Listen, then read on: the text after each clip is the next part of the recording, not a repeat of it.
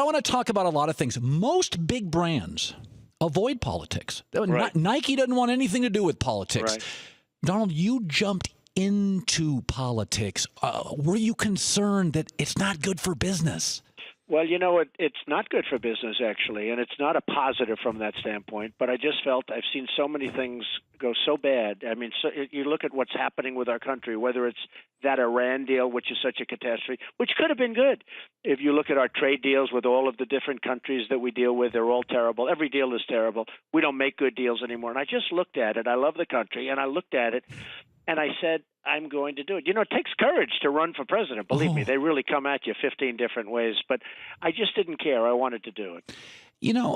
Was there a moment where you're with your wife, where you're watching television with your family? And because, again, this was not like, hey, I'm going to go walk the dog. This is a life-altering, you run an empire.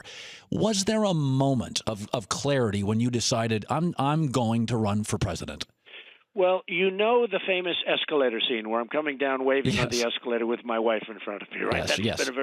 So just a little before that, I said, I knew I was going to do it because I announced it the day before. And, something that I really was tentative about, and I'm usually not very tentative, and I was coming down and I just said, take a deep breath and let's do it, because we have to straighten this thing out and what's going on. We just have to straighten it out. And so coming down that escalator, I'm looking at, and you probably didn't see, there were thousands of so many different cameras and press. They were going crazy. And I said, what am I doing? But ultimately I did it. And it does take a certain amount of courage. I think even if you're a politician, but for a politician less so.